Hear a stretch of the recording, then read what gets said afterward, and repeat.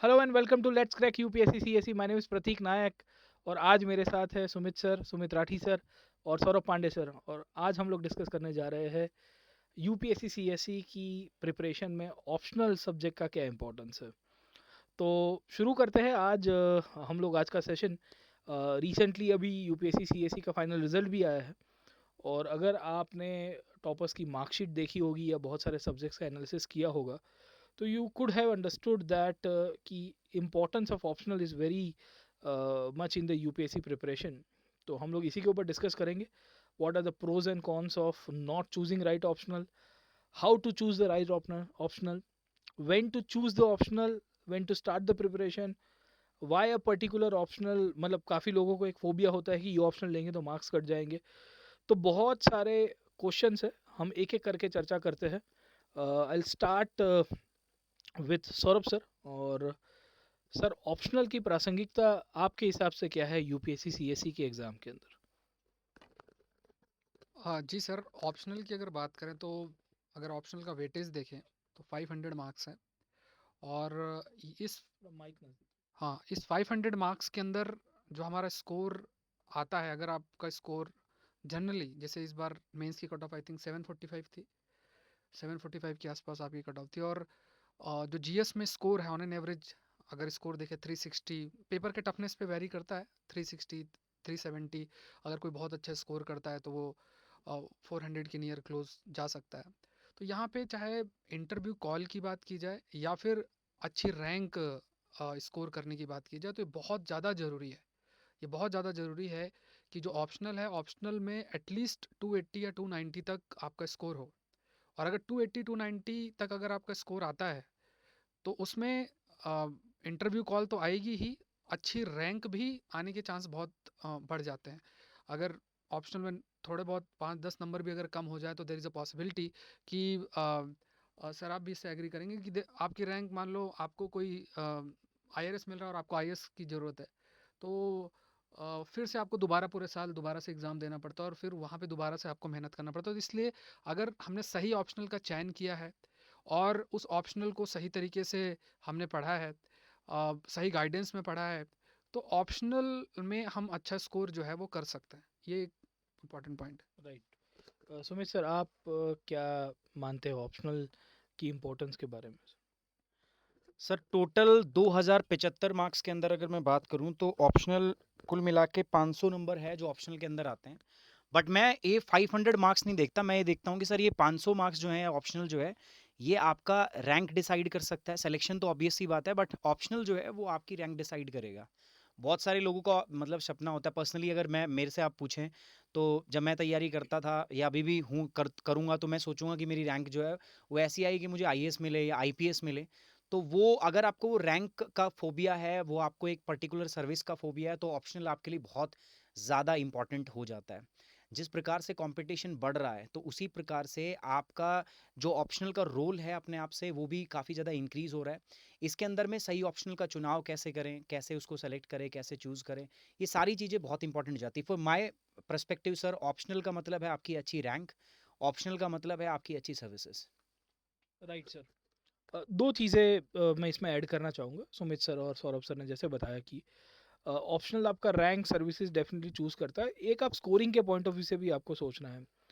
Optional की प्रासंगिकता इसके लिए इंपॉर्टेंस है क्योंकि ऑप्शनल एक ऐसा विषय है जहां आप 60% से ज़्यादा स्कोर कर पाएंगे if you have the command over that subject. I am repeating my self, command over that subject. आप देखिए कि जीएस के चारों पेपर के अंदर 60% से ज़्यादा स्कोर करना पॉसिबल हर पेपर में नहीं होता है। 250 में से बहुत सारा, मतलब जीएस 1 में आप 110 लेके आओगे, जीएस 2 में भी 120 लेके आ जाओगे तो भी 50% के आसपास टच कर पाओगे आप।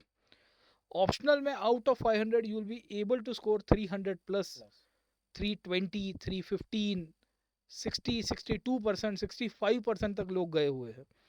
एंड एट टाइम्स आपका अगर इंटरव्यू भी खराब जाता है, if you score below average marks, then also you will be able to get into I S, अगर आपका ऑप्शनल में अच्छा कमांड होगा और जीएस में ठीक ठाक होगा तो भी। तो इस तरह से आपको ऑप्शनल की प्रासंगिकता समझनी चाहिए। हम ये चर्चा पूर्ण रूप से इसके लिए ही कर रहे हैं क्योंकि हम चाहते हैं कि अभी जो यूपीएससी की प्रीलिम्स कंक्लूड हुई है और उसके बाद तात्कालिक रूप में अब तैयारी का फिर से एक माहौल बनना शुरू हो गया है।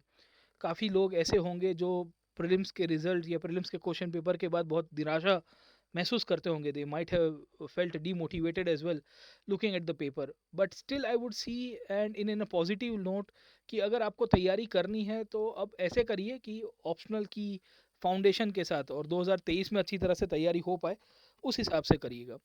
तो अब यहाँ से ही हम थोड़ी बहुत चर्चा आगे करते हैं सर। शुरुआत कहाँ से करनी चाहिए ऑप्शनल की, एक सवाल ये है। दूसरा सवाल ये भी आता है कि कौन सा ऑप्शनल चूज़ करना है सर। तो सौरभ सर से थोड़ा बहुत इन्फॉर्मेशन लेंगे, फिर सुमित सर से भी एडवाइस लेंगे। सर ऑप्शनल कब शुरुआत करना है, तो अगर आप जैसे 2024 की भी तैयारी कर रहे हैं या 2023 की तैयारी कर रहे हैं या आगे की प्रिपरेशन अगर आप कर रहे हैं, तो ऑप्शनल एक ऐसी चीज़ है जिसको आप प्रीलिम्स से, जब भी आप प्रीलिम्स का प्लान कर रहे हैं उससे 5-6 मंथ बिफोर नहीं कर सकते। मतलब आप ऐसा नहीं सोच सकते कि 4-5 मंथ्स प्रीलिम्स के लिए बचा है और आप जीएस की चीज़ें, जो भी जीएस का स्टैटिक पार्ट है उसको कवर कर रहे हैं और फिर पैरेलली आप पूरे डेप्थ में, क्योंकि ऑप्शनल पोस्ट ग्रेजुएशन लेवल तक आपका जाता है। Generally optional to optional vary करता है, लेकिन यहाँ पे ज़रूरी है, बहुत इंपॉर्टेंट पॉइंट है कि ऑप्शनल को जब आप अपनी प्रिपरेशन की थोड़ा सा स्टार्टिंग ही करते हैं, थोड़ी बहुत 1-2 महीना आपने पढ़ा, तो आपको ऑप्शनल ले लेना चाहिए। अपना ऑप्शनल की जो तैयारी है उसको शुरू कर देना चाहिए, क्योंकि ऑप्शनल पर कमांड को इस्टाब्लिश करने में, डिपेंडिंग अपॉन आप कौन सा ऑप्शनल लेते हैं, लगभग आपको 4 to 5 मंथ्स तो मिनिमम टाइम पीरियड लग जाता है। क्योंकि ऑप्शनल आप एक बार क्लास करते हैं, फिर खुद से पढ़ते हैं, फिर आप जो है आंसर राइटिंग कंटिन्यूस बेसिस में करते हैं, पेपर सॉल्व करते हैं, आपको अपना लेवल पता चलता है, फिर अगर इंप्रूवमेंट होता है तो उसके आगे। तो इस पूरे प्रोसेस में 4-5 मंथ्स का टाइम लग जाता है और बहुत डेडिकेशन की ज़रूरत होती है, गाइडेंस की ज़रूरत होती है, राइट नोट्स कैसे आप बनाते हैं, रिवीजन कैसे करते हैं, सब चीज़ें जो है ज़रूरत होती है। और सबसे इम्पोर्टेंट ये है कि ये सब कुछ करने के लिए 1 दिन 2 दिन का टाइम नहीं, लगभग 4-5 मंथ्स का अगर ज़रूरत है, और एक सब्जेक्ट को आप पोस्ट ग्रेजुएशन लेवल तक पढ़ रहे हैं, तो इस कंसिडरेशन से ये ज़रूरी है कि आप ऑप्शनल की तैयारी जल्द शुरुआत करें, स्टार्टिंग से ही आप जो है वो आपको करना चाहिए। दूसरा प्रश्न क्या था सर? ऑप्शनल चूज करने का तरीका क्या होगा सर? नहीं, उसके ऊपर आते हैं हम लोग, ऐसा उसके हाँ, ऊपर उसके ऊपर हम हाँ डिस्कस जी करते सर। सुमित सर, किस तरह से आप सजेस्ट करेंगे? सर देखो, ऑप्शनल की जो तैयारी है कब से स्टार्ट करें, तो मतलब मुझे ऐसा लगता है कि कभी से जब मेरे से सवाल पूछा जाता है तो मेरा जो आंसर है ना, थोड़ा सा इसमें मैं डिफरेंट तरीके से आंसर मेरा लगता है।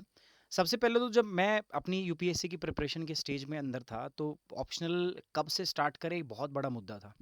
काफ़ी सारे ऐसे सर ऑफलाइन कोचिंग इंस्टीट्यूट्स थे जिसके अंदर में पहले दिन आपको ऑप्शनल का बैच जो है उसको ज्वाइन करा दिया जाता है, पढ़ा दिया जाता है। अब बहुत सारे बच्चे जो है ना सर, कोई साइंस बैकग्राउंड से है, कोई कहीं से है, तो स्टार्टिंग के अंदर में ऑप्शनल को पढ़ना और समझना वो थोड़ा सा डिफिकल्ट हो जाता है। तो मैं बच्चों को सर सजेस्ट करता हूँ कभी से कि पहले आप कम से कम 1 से 1.5 महीना आप जीएस पे ध्यान दीजिए। जब जीएस आप पढ़ लेंगे ना, तो आपको सबसे पहले तो आपको एक आइडिया लग जाएगा आप किस सब्जेक्ट की तरफ जाएंगे, और आपकी एक बेसिक अंडरस्टैंडिंग डेवलप हो जाएगी। और तब आपको वो जो ऑप्शनल सब्जेक्ट्स है जिसके अंदर आपको मास्टरी करनी है, जिसके अंदर आपने जैसे बोला सर 60% मार्क्स आपको स्कोर करना है, तो उसके ऊपर आपकी कमांड। अच्छा, ये सिलेक्शन में भी एक इंपॉर्टेंट पॉइंट है सर, आप किस प्रकार से ऑप्शनल को सेलेक्ट करोगे। तो जब तक मुझे ये नहीं पता कि भाई कौन सा सब्जेक्ट के साथ मैं फ्रेंडली हूँ, कौन से के साथ नहीं हूँ, मैं आपको एक एग्जांपल देता हूँ सर। स्टार्टिंग के अंदर मैंने ऐसे सोशियोलॉजी ऑप्शनल ले लिया। अब बताओ, मेरे को सोशियोलॉजी में मतलब बहुत दिक्कतें आई, ठीक है। और जबकि मुझे पता था मेरा इंटरेस्ट है ज्योग्राफी, बट सोशियोलॉजी मैंने इसलिए ले लिया क्योंकि कुछ बाबाओं ने बोला कि सोशियोलॉजी का ऑप्शनल जो सिलेबस है वो बहुत छोटा है, ये वो। और मैंने बिना जीएस पढ़े मैं सोशियोलॉजी की तरफ चला गया। बाद में वो सर मुझे रिग्रेट हुआ, 1 साल के बाद नेक्स्ट मैंने ऑप्शनल अपना चेंज किया, फिर मैंने देखा कि यार नहीं नहीं, मेरा इंटरेस्ट ज्योग्राफी में है। तो मुझे क्या लगता है ना कि पहले आप ना थोड़ा सा अगर आप जीएस से कंफर्टेबल हैं तो you can start your preparation from right now, ठीक है। अभी से आप ऑप्शनल का तैयारी स्टार्ट कर दीजिए। बट मैं आपको सजेस्ट करूंगा कि एक बार आपको थोड़ा सा जीएस के बारे में पता होना चाहिए। अगर आपको नहीं पता है तो आप एटलीस्ट ना कुछ क्लासेस जो हैं जीएस की देख लीजिए। इससे आपको एक आइडिया मिलेगा कि कैसे आपको करना है, क्या सब्जेक्ट आप पढ़ने जा रहे हो, किस चीज़ के बारे में पढ़ने जाओगे, कब कवर करोगे। एंड मेरे हिसाब से सर वो एक बेस्ट टाइम होगा ऑप्शनल को स्टार्ट करने का। राइट। तो जैसे कि मेरे साथी एजुकेटर्स ने बताया, सौरभ सर ने और सुमित सर ने, ऑप्शनल को कब शुरू करना चाहिए, तो इसमें 2-3 चीज़ें मैं भी ऐड ऑन करना चाहूँगा। एक तो पहले देखिए कि आपका इंटरेस्ट किस में आ रहा है। तो इंटरेस्ट कोई भी विषय के अंदर आपका आना शुरू तभी होगा जब आप जीएस पढ़ोगे, ओके। पहली बात तो ये है, तो आप अगर यूपीएससी की तैयारी अभी से शुरू करो, से for example you are preparing for 2023, तो what I can suggest is कि आप एक आध महीना थोड़ा बहुत फाउंडेशन पढ़ना शुरू करो, और उसके ट्रांजिशन में ही मन बना लो कि this is the optional that I should be taking. पहली बात तो ये है, इसे जल्दी करने की आवश्यकता नहीं है। दूसरा ये है कि आपको भेड़-चाल में नहीं जाना है, मतलब वो है ना कि आपका दोस्त पब-एड कर रहा है तो नहीं मैं भी पब-एड करूँगा, या इस साल के टॉपर कोई एक्स ऑप्शनल कैटेगरी से सिलेक्शन हो गए, मतलब मेडिकल साइंस से ऑप्शनल आ गया, मतलब टॉपर आ गया तो मैं भी मेडिकल साइंस ले लूँगा। खैर मेडिकल साइंस के लिए तो आपका बैकग्राउंड भी ज़रूरी है, but this is just an example, okay. You need to make up your mind कि आप क्यों लेना चाहते हो एक ऑप्शनल को, सर, है ना? तो यहाँ से एक दूसरा प्रश्न भी फॉलो अप में आता है, व्हेन टू स्टार्ट के साथ साथ, कि आप जब प्रिपरेशन की तैयारी करिए उसके थोड़े टाइम के बाद शुरू करिए, ऐसा जल्दी जल्दी में मत करिएगा, और एक बार कर दो तो फिर छोड़ना मत, स्टिक रहना उसी स्टिक रहना, ओके। तो you give it a time, okay. इसमें सर दूसरा ऑप्शनल आता है, जो प्रश्न आता है ऑप्शनल की कंफ्यूजन में लेके, कि which optional to choose, okay sir. क्योंकि 26 ऑप्शनल की सूची तो यूपीएससी ने देखी रखी है, इसमें अगर लिटरेचर के सब्जेक्ट ऐड कर देंगे तो it will go beyond 30-40 subjects, okay. क्योंकि Hindi literature, Gujarati literature, Malayali literature, Telugu literature, ऐसे बहुत सारे हैं। सिंधी लिटरेचर से लोग एग्जाम देते हैं, उर्दू लिटरेचर से देते हैं सर। तो सौरभ सर, आपके हिसाब से what should be the criteria, right criteria to follow while choosing the optionals, क्योंकि इसमें तो अलग अलग मंतव्य है, लोगों के ओपिनियंस है सर। एक तो सर जो ऑप्शनल स्टार्टिंग का पॉइंट आया था वो इंटरेस्ट पर भी बहुत निर्भर करता है। अब जैसे ऑप्शनल की बात करें, जैसे अगर आप हिस्ट्री ले रहे हो, ज्योग्राफी ले रहे हो, पब्लिक एडमिनिस्ट्रेशन ले रहे हो, तो उसमें जनरल स्टडीज़ का बिल्कुल एक बहुत इंपॉर्टेंट रोल है। बट जैसे कई बच्चे हैं जो ग्रेजुएशन कर रहे हैं, कोई मैथमेटिक्स पे कर रहा है, कोई मान लीजिए हिस्ट्री पढ़ रहा है, कोई ज्योग्राफी से कर रहा है, कोई लिटरेचर के सब्जेक्ट से पढ़ रहा है। तो जैसे अगर आप ऐसा सोचते हो कि आपने ग्रेजुएशन जो है किसी दूसरे जो सब्जेक्ट से किसी से किया और आप ऑप्शनल कोई और लेना चाहते हो डिपेंडिंग अपॉन अपना इंटरेस्ट, तो फिर आप जीएस और इन सारी चीज़ों पर एक बार पढ़ के एक माइंड मेकअप करके और फिर अपने ऑप्शनल को स्टार्ट कर सकते हो। लेकिन कई ऐसे स्टूडेंट्स हैं, जैसे किसी ने फिजिक्स पढ़ा, किसी ने जो है आपका मैथमेटिक्स पढ़ा, कोई हिस्ट्री से, जैसे ड्यू से कोई हिस्ट्री बीए कर रहा है, हिस्ट्री ऑनर्स, इस तरह बीए ऑनर्स हिस्ट्री में कर रहा है। ऐसे एरियाज़ में अगर आप है, आपको अच्छे टीचर्स मिल रहे हैं, तो आप अपने ऑप्शनल को बिल्कुल स्टार्टिंग से कंप्लीट कर सकते हो। बहुत सारी चीज़ें आपने अपने कॉलेज लेवल पे ही पढ़ रखी होती है। तो थोड़ा अगर एफर्ट आप करते हो, है ना, थोड़ा एफर्ट अगर आप करते हो, चाहे लिटरेचर का सब्जेक्ट है, तो आप बहुत अच्छा अपने ऑप्शनल में कर सकते हो। एक तो पॉइंट ये है। दूसरा, ऑप्शनल को चूज़ करने का जो एक क्राइटेरिया है, वो क्राइटेरिया बहुत सारे फैक्टर्स पर डिपेंड करता है। इंटरेस्ट तो एक है ही, लेकिन इंटरेस्ट से ज़्यादा ये देखना बहुत ज़रूरी है कि जो ऑप्शनल है उसमें डायनेमिज्म कितना अधिक है। डायनेमिज्म का मतलब क्या होता है कि आज जैसे एक ऑप्शनल है, उस ऑप्शनल को अगर आप लेते हैं, आज पेपर बहुत इजी आया, अगले साल जो है पेपर बहुत टफ आया, आज पता नहीं उसका क्या सिलेबस का, जैसे पब्लिक एडमिनिस्ट्रेशन की बात करें तो या ज्योग्राफी की बात करें, ऐसे कई सब्जेक्ट्स आते हैं जिसमें बहुत हाईएस्ट लेवल का डायनेमिज्म आपको देखने को मिलता है, लेकिन बहुत सारे टॉपर्स आपको सब्जेक्ट से जो है वो मिलते हैं। तो यहाँ पे आपको ये सोच के नहीं ऑप्शनल कोई सिलेक्ट करना है कि ठीक है, क्योंकि टॉपर हैं इस एरिया से, तो मेरा इंटरेस्ट इसलिए इसमें जो है वो डेवलप हो रहा है, इसलिए मुझे इस ऑप्शनल को लेना चाहिए। आपको ये देखना है कि अगर आप किसी ऐसे बैकग्राउंड से हैं, चाहे वो ऐसे ऑप्शनल हो, मैथमेटिक्स, कई ऐसी चीज़ें, लिटरेचर जैसे सब्जेक्ट हैं, अगर आप 10 साल के पेपर करके चले जाओ, 10 साल के अगर आप पेपर करके चले जाओ, तो ऑलमोस्ट वो सारे के सारे क्वेश्चन वैसे 90% वैसे के वैसे रिपीट हो जाते हैं। ये साइंस के सब्जेक्ट्स के साथ बहुत अच्छा है। तो अगर आप साइंस बैकग्राउंड से हैं, तो आप ऐसे ऑप्शनल को बिल्कुल चूज़ कर सकते हैं। हाँ, इसके बाद अगर आपको कई ऐसे ऑप्शनल है जिसमें अगर आपको इंटरेस्ट आ रहा है तो आप उसकी तरफ जा सकते हैं। लेकिन इस पॉइंट को बहुत ज़रूरी है कंसिडरेशन में कि अपने बैकग्राउंड को देखना, फिर गाइडेंस को देखना, जो आपको पढ़ा सकें, क्योंकि ऑप्शनल एक ऐसी चीज़ है जिसमें ऐसा नहीं कि आपने कुछ नोट्स पढ़ लिए और आप आगे चले गए। तो ये देखना ज़रूरी है कि आपको कोई टीचर है वो पढ़ा सके। ज़्यादातर क्या होता है कि सुमित सर इसमें और एक्सप्लेन करेंगे कि जैसे ज्योग्राफी है या पब्लिक एडमिनिस्ट्रेशन जैसे जो ऑप्शनल है, कोई मान लीजिए पब्लिक एडमिनिस्ट्रेशन का एग्जांपल लेते हैं, तो कई टीचर्स होंगे जो बहुत अच्छे होंगे थिंकर्स पे, तो 3 महीना वो थिंकर्स पढ़ाएंगे, और जब थिंकर्स ख़त्म होगा तो आपको क्योंकि वो बहुत 3 महीने तक उस ऑप्शनल को लेकर जाएंगे। उसके अलावा भी बहुत सारी चीज़ें, डेवलपमेंट एडमिनिस्ट्रेशन, फिर पेपर 2 में इंडियन एडमिनिस्ट्रेशन है, उस तक पहुँचते ही नहीं है। हमें क्या लगता है थिंकर्स पढ़ के कि हमारा पब्लिक एडमिनिस्ट्रेशन हो गया। ऐसे ही दूसरे ऑप्शनल की बात करें, दूसरे ऑप्शनल में भी सेम सी प्रॉब्लम आ सकती है। जैसे जो बड़े कई लोग जियोमॉर्फोलॉजी में अच्छे हैं, फिजिकल ज्योग्राफी के एस्पेक्ट को पढ़ाए और फिर ह्यूमन ज्योग्राफी और इंडियन ज्योग्राफी पे फोकस ही नहीं किया। तो ये बहुत ज़रूरी है कि आप एक अच्छे टीचर से अगर आपको मिलते हैं जिनको पता है कि ठीक है, इनको यूपीएससी का एक्सपीरियंस होना बहुत ज़रूरी है। उसका एक्सपीरियंस है, वो आपको पढ़ा सकते हैं, वो आपको नोट्स दे सकते हैं। और अगर आपका उनसे कांटेक्ट है, आप उनसे कंटिन्यूस बेसिस में जुड़े हुए हैं, तो आप ज़रूर से अपने जो ऑप्शनल का उसको चूज़ कर सकते हैं, उस ऑप्शनल को उनके गाइडेंस में बिल्कुल आगे जा सकते हैं। तो इस चीज़ को बहुत ज़रूरी है कंसिड्रेशन, एक राइट गाइडेंस। और क्योंकि ऑप्शनल जीएस की तरह इतना ज़्यादा मतलब इतना ज़्यादा उसमें डायनेमिज्म इन जनरल नहीं है, ऑप्शनल के विद इन डायनेमिज्म ज़रूर से है। तो ये थोड़ा सा पॉइंट हमें कंसिडर करना है। तो इंटरेस्ट के लिए इंटरेस्ट एक फैक्टर बनता है ऑप्शनल चूज़ जब आप करते हैं। गाइडेंस एक बहुत बड़ा फैक्टर है, नोट्स की अवेलेबिलिटी बहुत बड़ा फैक्टर्स है, पेपर का डायनेमिज्म बहुत बड़ा फैक्टर है, आपका बैकग्राउंड बहुत बड़ा जो है वो फैक्टर है। और जब भी किसी ऑप्शनल को चूज़ करें तो सबसे ज़रूरी है कि पूरे जो ऑप्शनल हैं उनमें ग्रुप में आप सेलेक्ट करें, सिलेबस से गो थ्रू हो, लास्ट ईयर के पेपर्स से गो थ्रू हो, और उनमें से 15-20 दिन का टाइम आपको लगेगा, फिर आप चूज़ करके आगे बढ़ सकते हैं कि ठीक है, ये ऑप्शनल है, 3 मैंने सेलेक्ट किए हैं।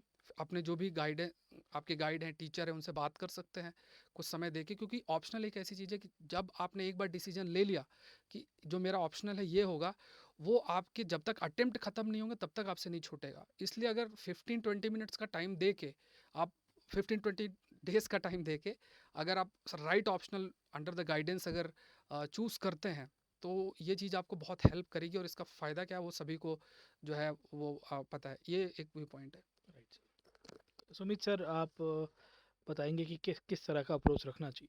सर मैं क्या करूँगा ना, पॉइंट्स तो वही हैं सौरभ सर वाले, बट मैं कोशिश करते हैं सर इनके ऊपर ना, मतलब मुझे ऐसा लग रहा है जैसे थोड़ा सा सर ने बताया, तो जब जो स्टूडेंट है नए उनके दिमाग पे एकदम से ना सारी बातें बहुत भारी हो जाएंगी।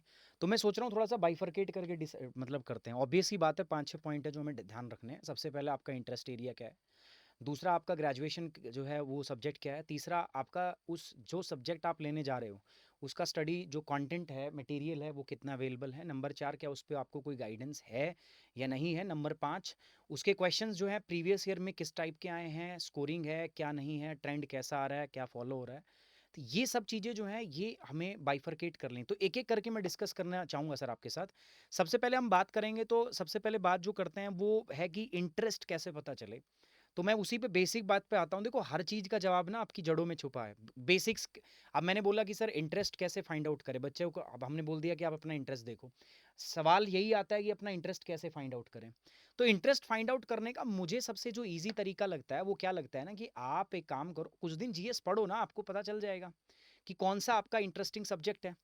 कभी भी जो सबसे बड़ी मिस्टेक होती है, सर ने भी ऐड किया कि किसी, मतलब ऐसे यूपीएससी में बाबा बहुत हैं, उनके बोलने के ऊपर में आप ये डिसाइड मत कर लेना कि आपको कौन सा सब्जेक्ट चूज करना है। ठीक है, मेरे चाचा की बुआ के भतीजे के मामा फूफा ने ये लिया था, तो मैं भी यही सब्जेक्ट लूंगा और इसी के साथ आगे जाऊंगा।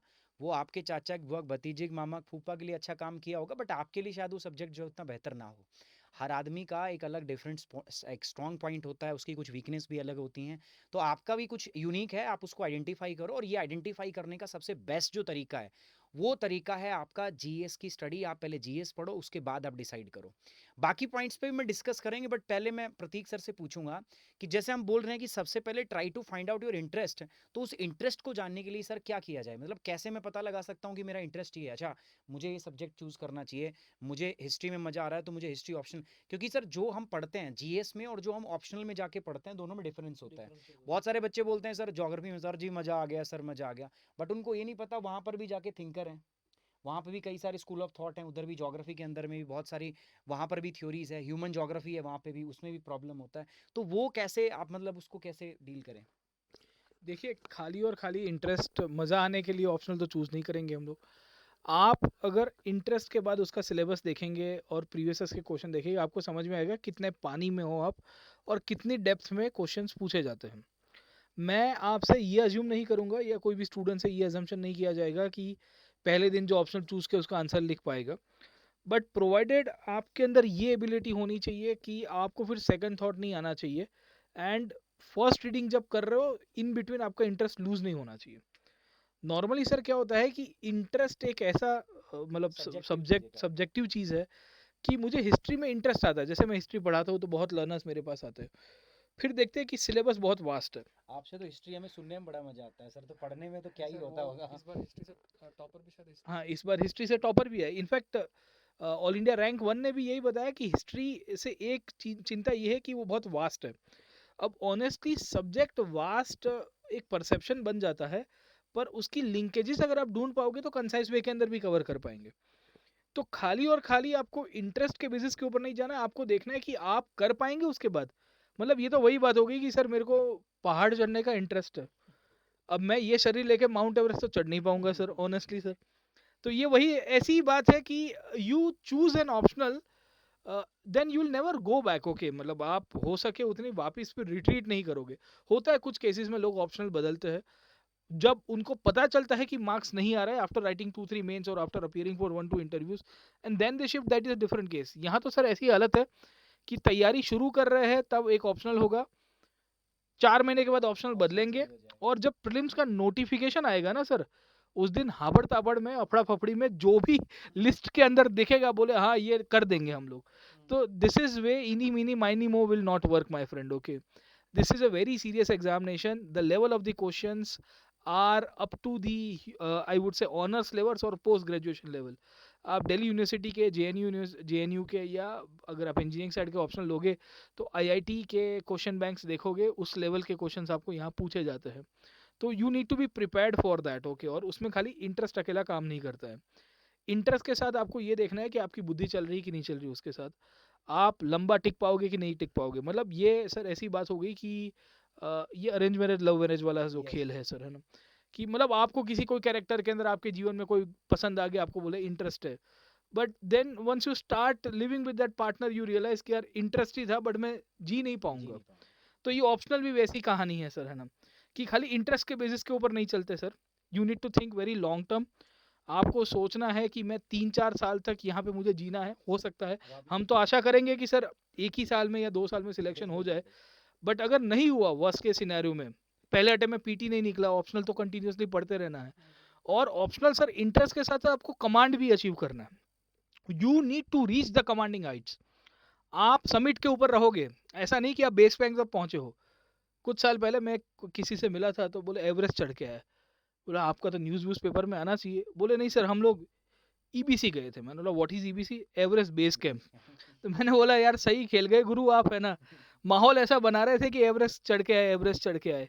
तो देखो समिट पे जाने वाले की ही चर्चा होगी। ऑप्शनल भी ऐसा ही एक विषय है जहां आपको कमांडिंग हाइट्स अचीव करनी, ऊपर से देखना है और चढ़ना है आपको ऊपर। तो खाली नीचे नीचे से आप खाली घूम के आओगे और कहा एवरेज चढ़ के आए, तो वैसी कहानी नहीं होगी सर। तो इंटरेस्ट पे एक ये ध्यान रखेगा, ये this are very important points. आप यू गिव योर टाइम, अभी टाइम है, अगले साल तक शायद टाइम नहीं होगा सर। दूसरे पॉइंट्स आप क्या बता रहे थे? सर सेकंड पॉइंट्स अगर हम बात करें तो इंटरेस्ट, जैसे अब इंटरेस्ट पे बात आई सर, मैं भी बता देता हूँ। यूपीएससी जब आप सोचते हो ना तैयारी करनी है, तो ये जस्ट ऐसा होता है कि आपको किसी से मतलब वो अट्रैक्शन वाली बात है, प्यार हो गया पहले ना, तो वो गर्लफ्रेंड वाली बात है। लेकिन जब ऑप्शनल चूज करते हो तो ये आपके लाइफ पार्टनर, आपको शादी करनी है, और शादी गलत व्यक्ति से अगर होगी ना तो बहुत कबाड़ा हो जाएगा। ऐसा सही कह रहा हूँ सर मैं? नहीं बिल्कुल सही कह रहे हैं। सौरभ सर? हाँ बिल्कुल कह रहे ठीक है, तो मुझे एक्सपीरियंस नहीं है इसलिए मैं सर से पूछ रहा हूँ, सौरभ सर से। तो ये ऐसा है। सेकंड देखो, इंटरेस्ट हमने बात कर लिया। सेकंड अगर हम बात करें तो सर से मैं पूछूंगा, सर से, क्योंकि सर को काफ़ी इसमें काफ़ी नॉलेज है। इंटरेस्ट के बाद में हम ये देखते हैं कि सर कौन सा सब्जेक्ट कुछ ज़्यादा स्कोरिंग है। पर मैं मानता हूँ कि ये भी बहुत मतलब एक नैरो सब्जेक्टिव और नैरो पर्सपेक्टिव है कि कौन सा सब्जेक्ट जो है कितना स्कोरिंग है या कहाँ से कितना स्कोर होता है। सर ने बहुत अच्छी बात ऐड की कि आप जब किसी सब्जेक्ट को पढ़ते हो तो जब आप डिसाइड करो कि ये सब्जेक्ट मेरा होगा, तो आपको ये भी देख लेना चाहिए कि सब्जेक्ट के प्रीवियस ईयर के क्वेश्चंस क्या हैं। क्या मैं मतलब स्टार्टिंग में, ऑब्वियस ही बात है, सर कह रहे हैं कि बिल्कुल स्टार्टिंग में तो नहीं हो पाएगा, बट एक टाइम के बाद में जब आपको वो सारी चीज़ें प्रोवाइड करा दी जाए तो आपको ये रहना है कि यार हाँ यार ये मैं कर लूँगा, है ना। और इंटरेस्ट वही है कि जस्ट फर्स्ट रीडिंग जब आप कर रहे हो तो आप उसमें बैठ सको, उसमें टाइम दे सको, आपको उससे डर ना लगे कि यार मैं बच रहा हूँ, मैं अब निकल लूँ यहाँ से, ऐसा कुछ। दूसरा सर सबसे बड़ा जो एक मतलब मुझे लगता है जो प्रॉब्लम है वो है कि एक सब्जेक्ट मैं ऐसा चूज कर लूँ, मतलब मैं यहाँ से स्टार्ट करूँ कि जिसका मार्केट में गाइडेंस ही नहीं है, बुक्स बहुत कम अवेलेबल है।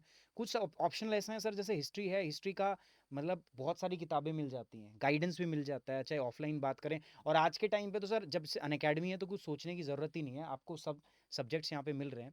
बट फिर भी अगर हम बात करें तो जो गाइडेंस है सर, इसमें वो भी एक बहुत बड़ा रोल प्ले करता है मेरे हिसाब से। तो एक गाइडेंस का जो ऑप्शनल के अंदर में जो रोल है सर, इसके ऊपर आप थोड़ा सा, मैं चाहूँगा आपसे, मैं भी जानना चाहूँगा सर। सौरभ सर आप बोलना चाहेंगे बोलिए कुछ सर, आप। फिर I will come back to myself. Sir guidance का तो बहुत बड़ा जो है रोल है। ऑप्शनल में जैसे पहले भी हमने डिस्कस किया है कि बिना गुरु के बहुत मुश्किल है, मतलब जनरल स्टडीज़ की किताबें कुछ आप पढ़ लो, न्यूज़पेपर पढ़ लो, तो चीज़ें काफ़ी चीज लेवल पर आप हैंडल कर सकते हो। लेकिन ऑप्शनल के लिए जब तक आप प्रॉपर क्लास, या तो आपका ग्रेजुएशन लेवल या पोस्ट ग्रेजुएशन लेवल पे वो सब्जेक्ट रहा हो तब तो अच्छी बात है। लेकिन अगर आपका फिर भी आपको ज़रूरत पड़ेगी, फिर भी आपको किसी न किसी की यूपीएससी एक्सपीरियंस पर्सन से पढ़ना वो बहुत ज़्यादा मैटर करता है, और राइट कंटेंट आपको डिलीवर हो ये बहुत मैटर करता है। जैसे हमने स्टार्टिंग में एक पॉइंट डिस्कस किया था कि कई ऐसे ऑप्शनल हैं जिसमें एक एरिया है उस एरिया में, जैसे पब्लिक एडमिनिस्ट्रेशन का मैंने आपको एग्जांपल दिया कि थिंकर्स हैं, उस थिंकर्स को ही आप 3 महीने पढ़ते जाओ, आपको लगेगा मेरा पब्लिक एडमिनिस्ट्रेशन हो गया, लेकिन उसमें भी बहुत सारे प्रोस्पेक्टिव्स हैं, पेपर 2 है, उस पर ध्यान ही नहीं जाता है। तो ये बहुत ज़रूरी है कि एक राइट गाइडेंस अगर है तो ऑप्शनल के में लिखे हुए सिलेबस का हर एक आस्पेक्ट जो प्रीवियस ईयर क्वेश्चंस पूछे गए हैं उस एंगल से कवर किया जाएगा। तो ये सिर्फ वही पर्सन कर सकता है जिसने एक तो खुद भी उस एग्ज़ाम को अच्छे तरीके से समझा हो, उस सब्जेक्ट को सालों साल आपका जो है वो पढ़ाया हो, तभी राइट तरीके से उस ऑप्शनल को आपको करवा सकता है। इसलिए बहुत ज़्यादा ज़रूरी जो है ऑप्शनल का बैठ। सर गाइडेंस का ये मेरा मानना है कि गाइडेंस की आवश्यकता क्या है, मतलब गुरु जो होता है एक दिए की तरह होता है, जो खुद को जला के भी दूसरों को उजाला देने की, एक प्रकाश देने की कोशिश करते हैं। गुरु या गाइडेंस मतलब सादी भाषा में हम लोग कहेंगे उसका इम्पोर्टेंस यही है कि अ, वो आपको जो प्रोसेस है बहुत इजी करके देगा। मैं ऐसा नहीं कहूँगा कि सेल्फ स्टडी से नहीं हो पाता है। जो चीज़ आप, क्योंकि इसका सिलेबस देखोगे 3 साल या 4 साल का डिग्री का कोर्स के इक्विवेलेंट है। मतलब जैसे ह्यूमैनिटीज़ के ऑप्शंस है वो ऑनर्स लेवल से पूछे है, मतलब 3+1 या 3+2 पोस्ट ग्रेजुएशन के इक्विवेलेंट है। वो चीज़ को एक टीचर, एक गाइडेंस अगर आपके पास है, वो मेंटर के रूप में है, कोई एक्सपीरियंस पर्सन भी हो सकता है या कोई टीचर भी हो सकता है जिनके साथ आप जुड़े हो, वो शायद आपको 6 महीने में करवा दे, इफेक्टिवली करवा दे। क्लास अटेंड करने के बाद शायद हो सकता है कि आपको जो कंसेप्ट समझने में 40 घंटे लगते होंगे वो आपको 2 घंटे में समझ में आ जाएगा। कुछ कंसेप्ट समझ में जो किताबों से आते ही नहीं है वो भी आपको मिल जाएंगे, और इंटरलिंकिंग मिलेगा जो सबसे मेन पार्ट है यूपीएससी के क्वेश्चन पेपर्स का। देखो, we are not appearing for the university examinations, यही विषय यूनिवर्सिटी में अंदर भी आता है, सोशियोलॉजी है, पब्लिक एडमिनिस्ट्रेशन है, सिविल इंजीनियरिंग है। लोगों ने सिविल इंजीनियरिंग ऑप्शनल लिया, 4 साल जो पढ़ते हैं वो खाली 2 ही पेपर में 500 मार्क्स में पूछा जाता है। सो यू कैन इमेजिन कि anything that you have studied in the 4 years is asked in 500 marks and 250 paper 1 paper 2 में, वही मेडिकल साइंस में। तो वो तो क्या है कि सब्जेक्ट के ऊपर कमांड, और वो पर गाइडेंस का ये इंपॉर्टेंस है। ये तो गाइडेंस बहुत ज़रूरी है, ऑप्शनल चूज करते वक्त भी गाइडेंस बहुत ज़रूरी है, और चूज करने के बाद तो मैं कहूँगा डेफिनेटली ज़रूरी है। क्योंकि हवा में तलवार चलाना मतलब आप यहाँ 6 अटेम्प्ट दे दोगे, शायद एक आध बार आपका पीटी निकल भी जाएगा पर मेंस नहीं निकलेगा, if you do not have right guidance approach and I would say mentor in optional. नहीं मिल रहा है गाइडेंस, कोई पर्सनलाइज आपको मेंटर नहीं मिल रहा है, तो बी योर ओन मेंटर। मैं तो ये कहूँगा आपको, मैं ये कहूँगा कि be your own mentor. You start self guiding yourself, you look at the internet, come down to the sources, and then finally you select कि भाई इस तरह से मैं अप्रोच में जाऊँगा। इवन कोई एक टॉपर की स्ट्रेटेजी भी फॉलो कर सकते हो, मैं ये भी कहूँगा आपसे, अगर आपको गाइडेंस नहीं मिल रहा है तो एक टॉपर पर एक का पकड़ के रखिएगा, क्योंकि एक को पकड़ के रखोगे तो अल्टीमेटली आपकी वो गाड़ी है ना परफेक्टली चलेगी। तो ये सिमिलरली है ना, महाभारत जैसा है कि भाई अर्जुन को पूछा गया कि क्या दिखता है आपको, तो उन्होंने कहा कि मुझे एक ही चीज़ दिखती है, वो खाली मछली की आँख दिखती है, I am not able to see anything else. तो वही मछली की आँख आपको देखनी है ऑप्शनल के अंदर, और उसी के ऊपर आपको लगना है सर। दूसरा एक आपने पॉइंट बताया था नेक्स्ट हम बात कर रहे थे सर ऑप्शनल सब्जेक्ट जब हम चूज़ करते हैं तो उसके अंदर में ग्रेजुएशन का भी हम एक इम्पॉर्टेंट रोल मानते हैं। तो ग्रेजुएशन जैसे जनरली मैं मेरा जो बैकग्राउंड है वो साइंस सब्जेक्ट है। मैं बेसिकली इंजीनियर हूँ इलेक्ट्रॉनिक्स एंड कम्युनिकेशन के अंदर। तो मैं जब अब आप ही पूछोगे सर मेरे से कि आप जब इस हिस्से थे तो आपने क्यों नहीं किया? तो इसमें सबसे बड़ा एक रीज़न क्या होता है कि जो मैं मना नहीं कर रही भाई ऑप्शनल सब्जेक्ट अगर आप साइंस से लेना चाहते हैं तो बहुत सही है, आप ले सकते हो। सर ने बताया कि जो सिविल इंजीनियरिंग के या इलेक्ट्रॉनिक्स एंड कम्युनिकेशन जो 4 साल में आप पढ़ते हो वो सिर्फ 2 पेपर के अंदर आपसे पूछा जाता है 250 तो आप सोच सकते हो उसका एरिया कितना वास्ट होगा। जो 4 साल में पढ़ा हर साल हर साल में 2 सेमेस्टर होते थे और हर सेमेस्टर के अंदर कम से कम 5 से 6 पेपर होते थे। 6 सब्जेक्ट। तो आप सोच लो कितने सब्जेक्ट्स होंगे और उन सारे में से तो वो थोड़ा-सा डिफिकल्ट हो जाता है। और फिर आप जब आप साइंस से होते हो तो आपका कंपटीशन भी उनसे होता है जो आईआईटी से हैं। तो मुझे क्या लगता है ना कि नॉर्मल कॉलेज में और सर एक आईआईटी से पढ़े हुए बंदे में ना मतलब फ़र्क होता है। आईआईटी के अंदर में वो चीज़ें मतलब वो पढ़ते नहीं है, उनको वो चीज़ें सिखाई जाती हैं, वो जीते हैं वैसे।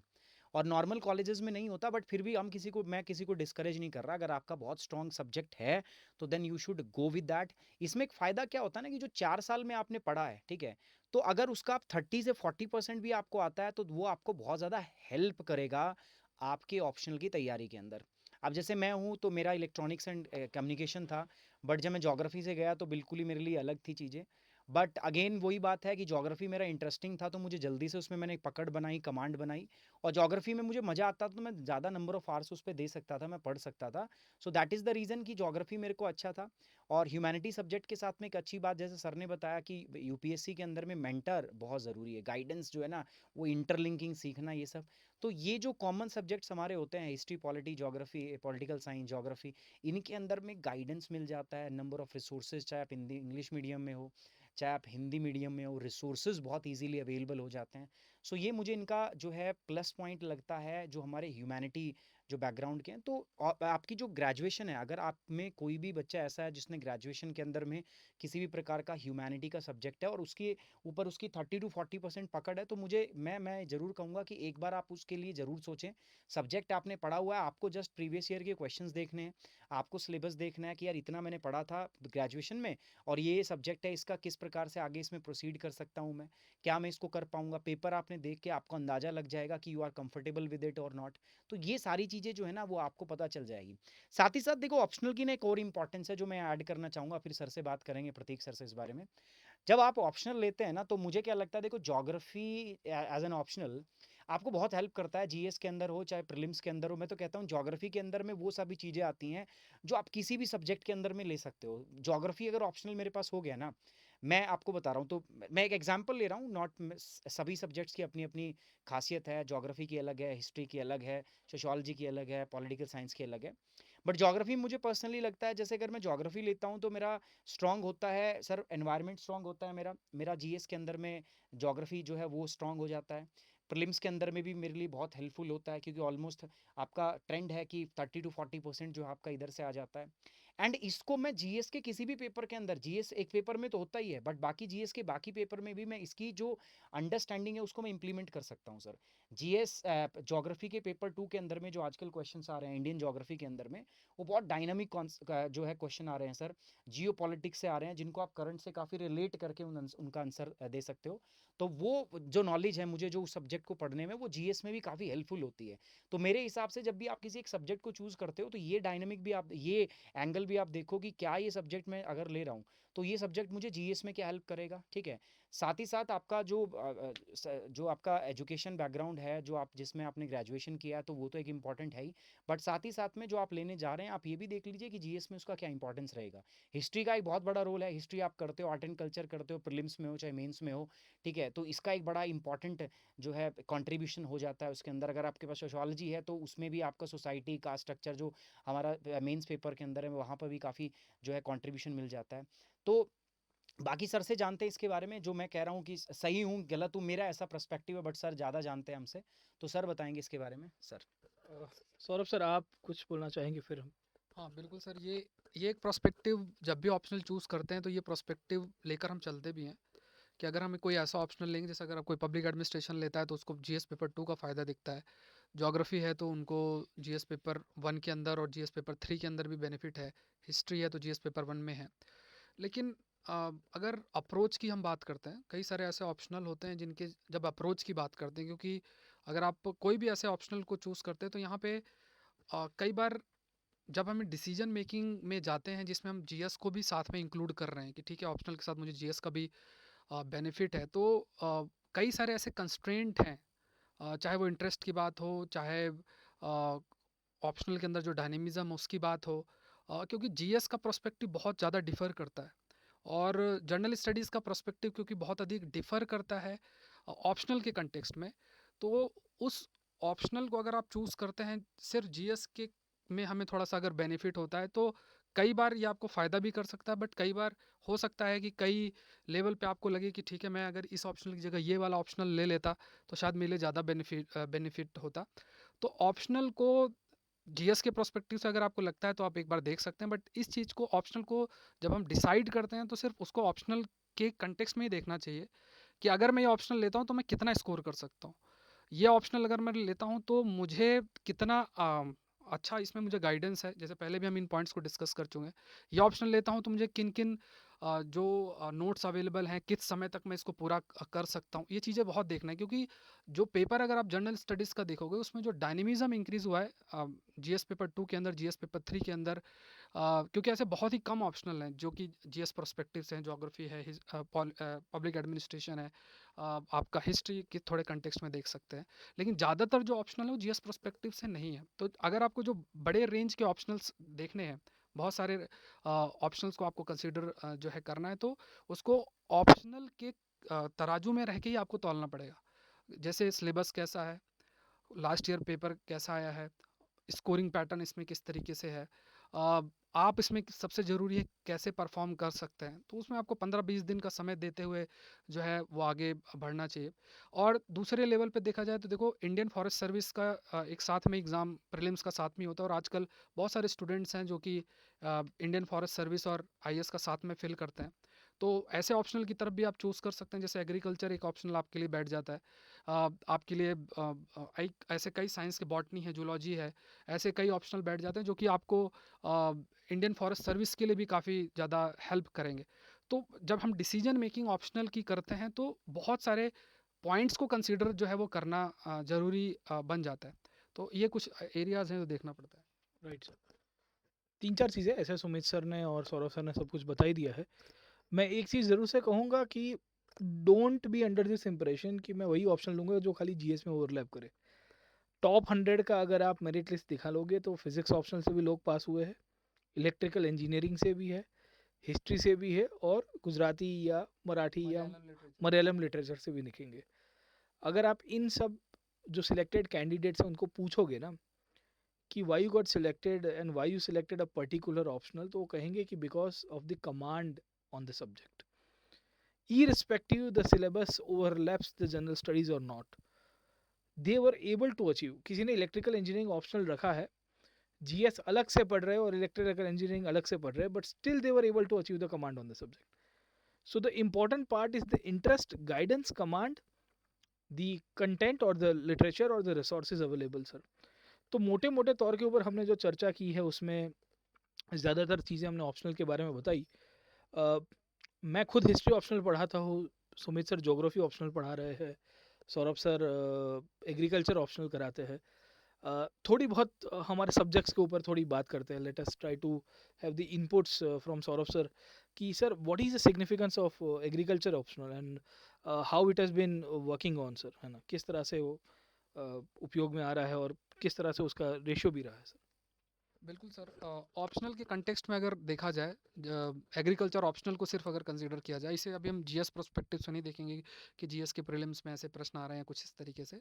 ऑप्शनल कंसिडरेशन में देखा जाए तो अगर आप पेपर 1 को देखेंगे तो जो इसका सिलेबस है, अगर आप एक शंकर एस की किताब पढ़ के जाएंगे और उस किताब को पढ़ के अगर आप पेपर 1 के क्वेश्चन सॉल्व करने जाएंगे तो अराउंड 30 से 40% क्वेश्चन आप एग्रीकल्चर के जीएस एग्रीकल्चर का पेपर 1 जो है उसको सॉल्व कर सकते हैं।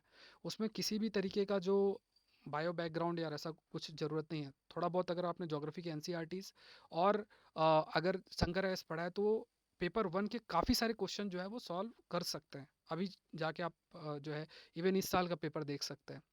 हाँ, क्योंकि एग्रीकल्चर एक सेपरेट सब्जेक्ट है, तो वहाँ पे थोड़ा बेस तो है। अगर आपने, जैसे सर ने भी स्टार्टिंग में कहा था कि जीएस अगर आपने कुछ चीज़ें पढ़ी हैं और अगर आप इस पेपर को पेपर 1 को देखते हैं, तो वहाँ पे कई लेवल पे फिर आपको, क्योंकि पोस्ट ग्रेजुएशन तक लेवल तक चीज़ें आपको पूछी जाती हैं, तो वहाँ पे फिर एग्रीकल्चर पर्सपेक्टिव को कवर करना पड़ेगा।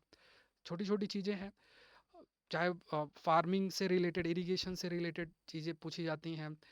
कई जो क्रॉपिंग पैटर्न हैं उनसे रिलेटेड जो है चीज़ें जो है वो पूछी जाती हैं। तो पेपर 1 का आप एक बार सिलेबस अगर गो थ्रू होंगे तो बहुत अधिक आपको वो हेल्पफुल रहेगा, जो भी चीज़ें आप कवर करते हैं इन जनरल। पेपर 2 की अगर बात किया जाए, वहाँ पे ऐसे एरियाज़ हैं, चाहे सेल बायोलॉजी हो या प्लांट आपकी पैथोलॉजी हो, एंटोमोलॉजी हो, या ऐसे एरिया से थोड़ा टर्म्स डिफ़िकल्ट हैं। लेकिन एग्रीकल्चर ऑप्शनल में अ, सबसे जो एक बड़ा एडवांटेज है कि अगर आप सिलेबस में लिखे हुए सारे शब्दों को, अगर आपने एक-एक पेज के नोट्स बना लिए, उसी शब्द में इज़ आरएम लगा के प्रश्न पूछे जा रहे हैं। मतलब आज तक उसमें चेंज ही नहीं हुआ है। मतलब कोई कॉम्प्लिकेटेड या कुछ भी ट्विस्टेड नहीं, कुछ नहीं। क्वेश्चंस, जैसे सिलेबस ओपिनियनेटेड क्वेश्चंस, कोई क्वेश्चन नहीं। डेप्थ सर कितनी आती है डेप्थ इसमें? जैसे इसमें पेपर 2 के अंदर थोड़ा बहुत देखने को मिलता है, बट आउट ऑफ 8 5 क्वेश्चंस आपको करने हैं, 3 छोड़ने हैं। अच्छा। और इसमें जैसे मान लीजिए एक टॉपिक है पेपर 2 के अंदर, हेट्रोसिस इन ब्रीडिंग डिप्रेशन, सुनने में बहुत डिफिकल्ट लगता है। इसको कम से कम नहीं तो 8 बार पूछा हुआ है। इस बार हेट्रोसिस पूछा, अगली बार इन ब्रीडिंग डिप्रेशन पूछेगा, फिर एक सेल्फ इनकम्पेटिबिलिटी। इसके एक एक पेज के नोट्स बना लो। हार्डली 200 से 300 पेज के नोट्स पेपर 2 के, और लगभग 200 पेज के नोट्स आपके पेपर 1 के, उनके रट के चले जाओ। आपको पूरा का पूरा 10 साल के पेपर भी देख लोगे ना, तो उन्हीं से सारा पेपर जो है बन के आता है। इसका रीज़न भी सबसे बड़ा है क्योंकि एग्रीकल्चर जो आईएएस के कंटेक्स्ट में देखा जाए, तो लगभग 45 स्टूडेंट्स जो है मेंस आपका देते हैं। सक्सेस रेट अगर आप देखोगे तो अगर ऑप्शनल कंपैरिजन करोगे सक्सेस रेट की, तो लगभग 15 से 20% के आसपास आपको सक्सेस रेट रहता है। तो ये एक एस्पेक्ट है। दूसरा एक आपके लिए ओपन होता है इंडियन फॉरेस्ट सर्विस, अगर आपका साइंस बैकग्राउंड। अच्छा, एक चीज़ मैं इसमें एक पॉइंट, अगर आपका हिंदी माध्यम है तो आपको एग्रीकल्चर नहीं लेना चाहिए, ये मैं आपको बताना चाहूँगा। क्योंकि इसमें जितना भी कंटेंट अवेलेबल है वो सब कुछ इंग्लिश में है। एग्रीकल्चर सुन के हमको लगता है कि फार्मिंग से रिलेटेड चीज़ें, बट इसमें हिंदी में बिल्कुल कंटेंट नहीं है। जो पढ़ाया भी जाता है, इवन आई टेक, तो वो इंग्लिश में रहता है, बाइलिंगुअल में रहता है। तो अगर आपका हिंदी माध्यम है और अगर आपको इंग्लिश में थोड़ा सा नहीं चीज़ें समझ में आती हैं, तो आपको, आई विल सजेस्ट कि आपको नहीं जाना चाहिए एग्रीकल्चर ऑप्शनल के लिए। ये एक एस्पेक्ट है। दूसरा, इंडियन फॉरेस्ट सर्विस जब से यूपीएससी ने भी बहुत अधिक फोकस किया है, तो इंडियन फॉरेस्ट सर्विस में अगर आप ज़्यादातर जो टॉपर्स को देखेंगे इंडियन फॉरेस्ट सर्विस के अंदर, क्योंकि वो भी ऑल इंडिया सर्विस है, तो उसमें एग्रीकल्चर के काफ़ी सारे स्टूडेंट्स आपको देखने को मिलेंगे। तो एग्रीकल्चर अगर आप करते हो तो आईएएस का, और सेम पढ़ाई पे आपको आईएफएस का मेंस भी देने को मिल देगा। तो यहाँ पे एक साथ 2 मेंस आप दोगे, और दोनों का सिलेबस ऑलमोस्ट सेम है। पेपर का लेवल भी ऑलमोस्ट जो है वो आपका सेम है। तो एक अपॉर्चुनिटी आपके लिए ओपन हो जाती है। 6 अटेम्प्ट्स इसके वो रहता है, तो एक अपॉर्चुनिटी आपके लिए ओपन हो जाती है। लेकिन जब इस ऑप्शनल को आप सेलेक्ट करें, तो मैंने कई सारी क्लासेस सर यूट्यूब में भी फ्री में ली हैं। अभी कुछ क्लासेस आई विल स्टार्ट, और इसका ऑप्शनल भी अभी 24 या 25 जून से नया बैच आपका स्टार्ट होगा। तो कुछ क्लास लो, आप देखो, और फिर आप एक बार सिलेबस को देखो। और नोट्स भी हैं मेरे, काफ़ी सर्कुलेट हो रहे हैं एग्रीकल्चर के, जो हैंडमेड नोट्स हैं, और डिफरेंट बुक्स को फॉलो करते हुए जो हैंडमेड नोट्स है वो भी काफ़ी टेलीग्राम और इन सब एरियाज़ में सर्कुलेट हो रहे हैं। तो ग्रुप में मैं उसको शेयर भी कर दूंगा, उसको आप देखो, और इस ऑप्शनल को आप चूज़ कर सकते हो। अराउंड 100 आवर्स लगेंगे आपको इस दोनों पेपर को कवर करने के लिए। मेन से पहले ही आपका ये ऑप्शनल जो है वो कवर हो जाएगा, तो इसको आप देख सकते हैं। ये सारी चीज़ें।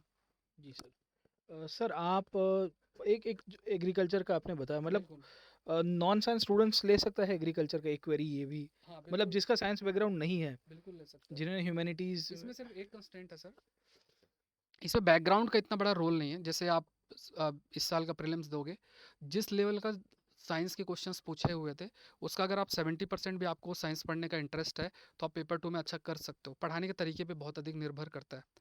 और पेपर 2 के जो मैंने कहा कि आप मेरे एक बार नोट्स आप गो थ्रू हो जाओ। जैसे एक छोटा सा मैं टॉपिक बताता हूँ। जैसे सिलेबस में लिखा सेल ऑर्गेनल्स, अब उसमें क्या है, डायरेक्ट पूछेंगे, मतलब सेल ऑर्गेनल्स के बारे में आपको लिखना है 10 मार्क्स में।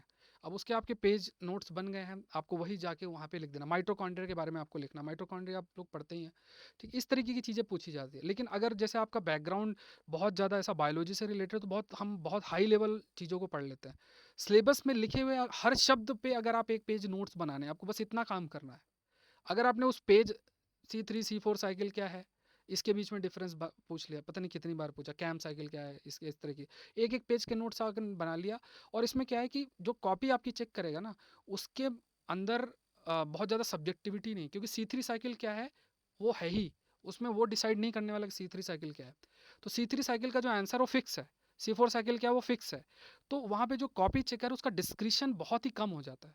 तो अगर आपने पूरा पेपर सही से अटेम्प्ट कर लिया तो ऑन एन एवरेज 250 260 तो बहुत आसानी से आप रीच कर जाते हो।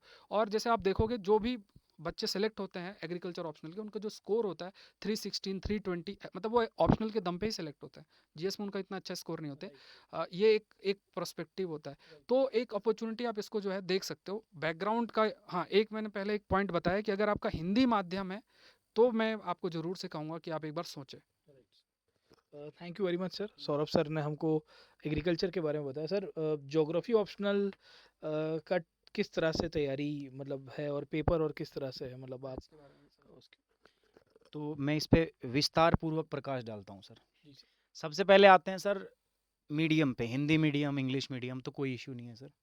ना इंग्लिश मीडियम वालों को कोई इशू है, ना हिंदी मीडियम वालों को कोई दिक्कत आएगी। अगर आप हिंदी मीडियम से हैं तो आप हिंदी मीडियम में बहुत अच्छे से पढ़ सकते हैं, क्योंकि कोई भी टर्म ऐसी नहीं होगी जो आपको लगेगी तो आसमान से उतर के आ गई, तो आप आराम से कर सकते हो। अंडरस्टैंडिंग में कोई प्रॉब्लम नहीं आएगी, तो medium is not a problem here. तो मीडियम या लैंग्वेज जो है वो आपका बैरियर नहीं है। सेकेंड पॉइंट पे बात करते हैं सर, अगर आप ज्योग्राफी ले रहे हैं तो क्या ह्यूमैनिटी बैकग्राउंड या आपका साइंटिफिक बैकग्राउंड क्या कोई प्रभाव डालता है? Geography is basically a semi scientific subject. अगर मैं बात करूँ जियोमॉर्फोलॉजी की बात करता हूँ मैं, अगर मैं क्लाइमेटोलॉजी की बात करता हूँ, अगर मैं ओशनोग्राफी की बात करता हूँ sir, so these are the subjects जहाँ पर थोड़ी साइंस इन्वॉल्व है।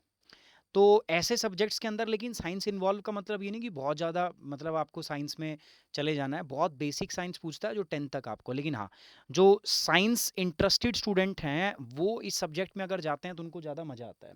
जैसे मेरा जो था, मैं इलेक्ट्रॉनिक एंड इंजीनियरिंग बैकग्राउंड से हूँ, साइंस बैकग्राउंड से हूँ। तो जब मैं ज्योग्राफी में आ गया ना, तो ज्योग्राफी में सर मुझे लॉजिक मिले, मतलब ये चीज़, अच्छा ये रेनफॉल हो रहा है तो क्यों हो रहा है, ये क्लाउड बन रहा है तो क्यों बन रहा है, साइक्लोन आ रहा है तो क्यों, एक एक लॉजिक लगा मुझे, और लॉजिक की वजह से मैं इस सब्जेक्ट की तरफ अट्रैक्ट हुआ और मैंने इस सब्जेक्ट को लिया।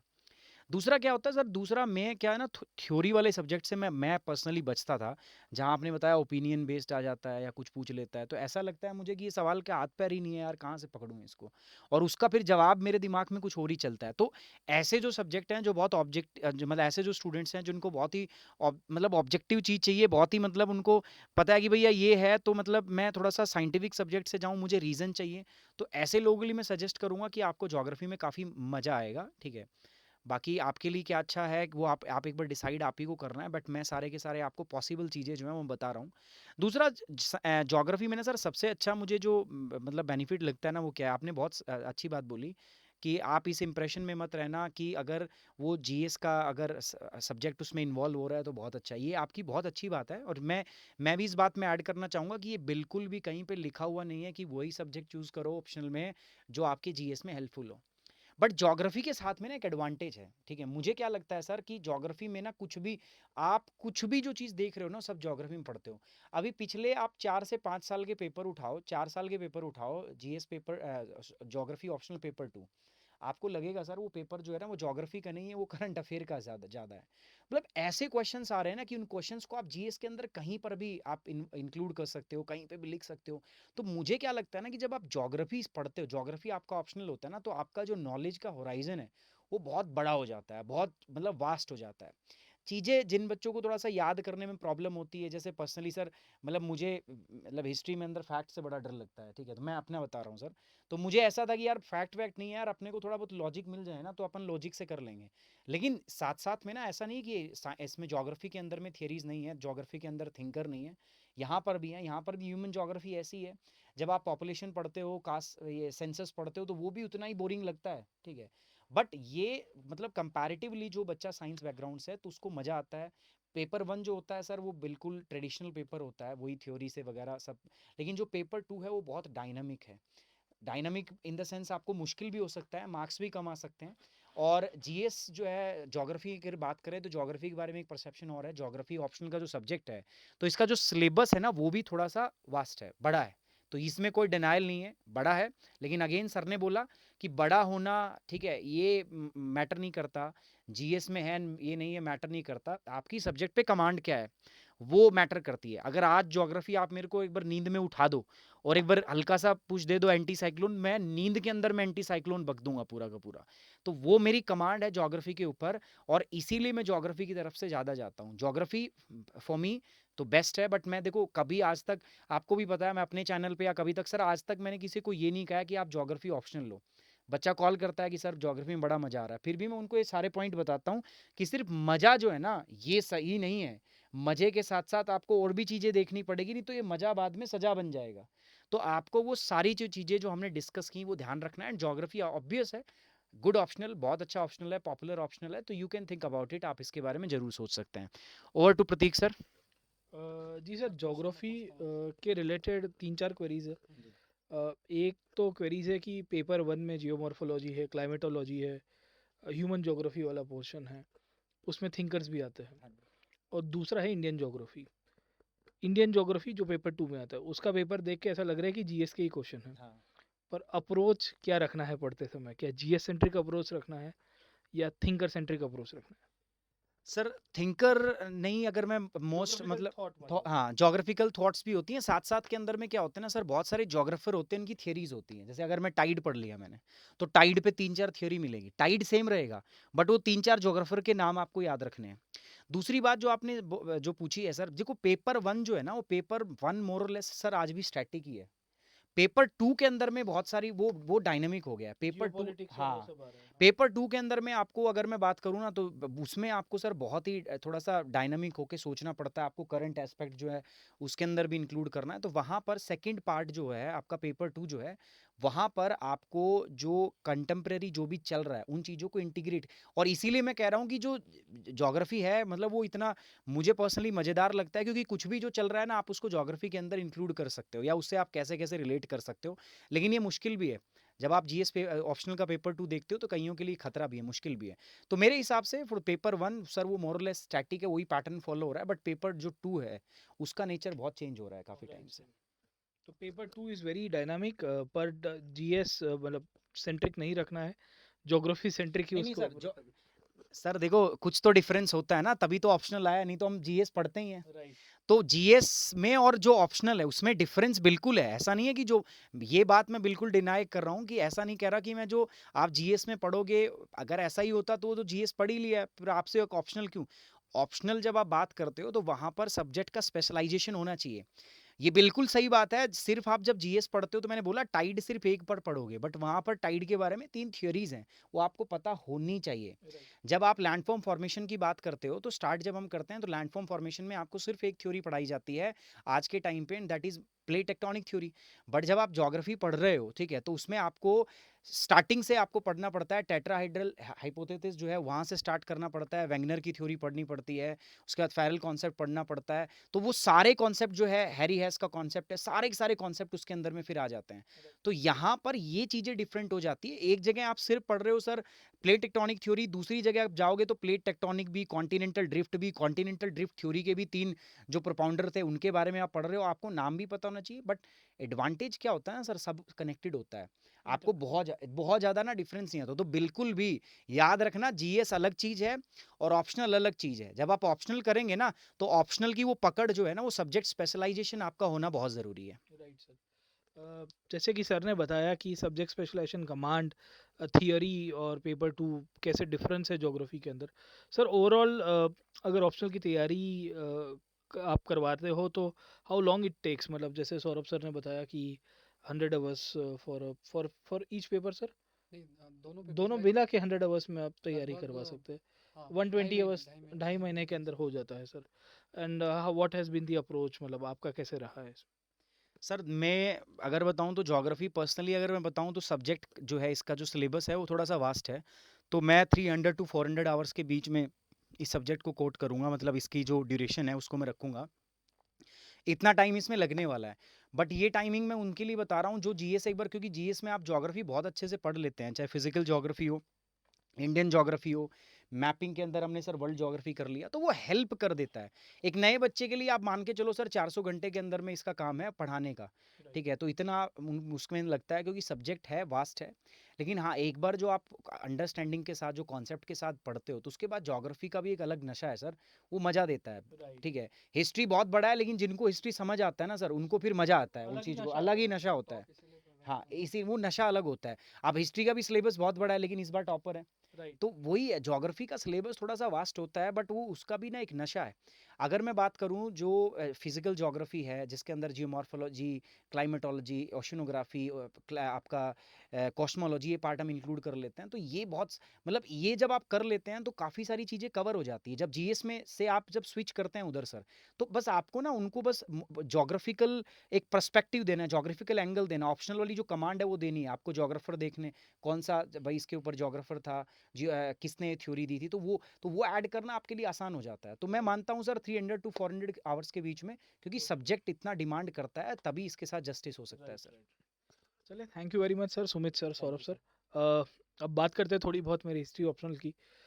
खैर हिस्ट्री ऑप्शनल लोग कहते हैं बहुत लेंदी है, मार्क्स नहीं आते हैं, बट इस बार आपने देख ही लिया होगा रिजल्ट कि ऑल इंडिया रैंक 1 हिस्ट्री से निकला है।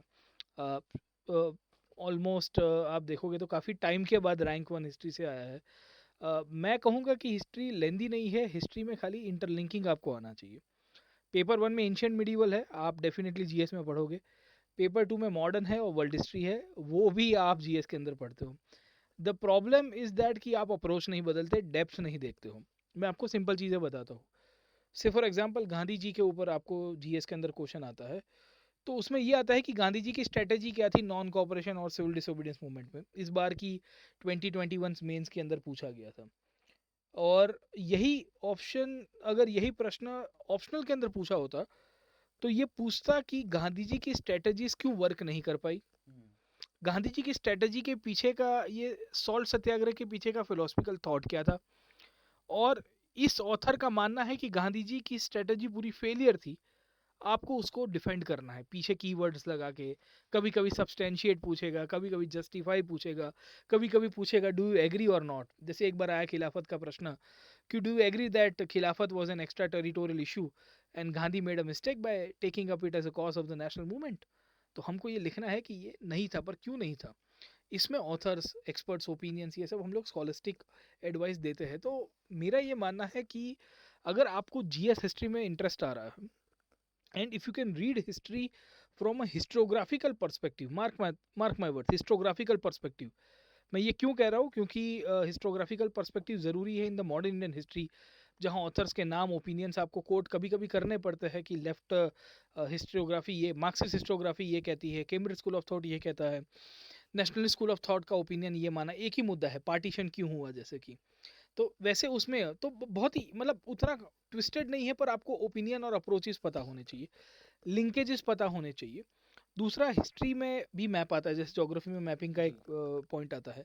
50 मार्क्स का मैप आता है, बहुत ही कमांडिंग है। मैं कहूँगा कि अगर आप ठीक ठाक लोकेशन से और प्रैक्टिस करके जाओ, क्योंकि स्टैटिक है, तो आराम से you can score maximum marks in that map as well. मतलब 50 मार्क्स में से आप 20 जगह भी आइडेंटिफाई कर लोगे या 15-17 भी कर लोगे, तो आराम से 40 मार्क्स के आसपास आप पहुंच पाओगे। और कुछ लोग तो 20 और 20 भी कर ही देते हैं, 2.5 मार्क्स की प्लेसेस भी अगर पूछ दी गई तो भी।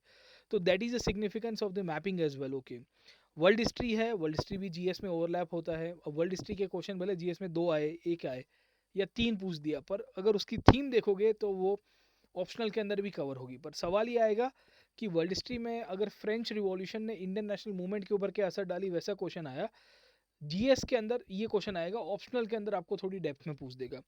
वो कहेगा कि फ्रांस की क्रांति के पीछे फिलोसफर्स का क्या रोल था। क्या आपका मानना है कि फ्रांस की क्रांति नहीं होती तो नेपोलियन का उदय ही नहीं होता? Had it not been the French Revolution, Napoleon would not have arrived at the France and in the world stage। Okay, तो आपको उसके पीछे की थीम पता होनी चाहिए।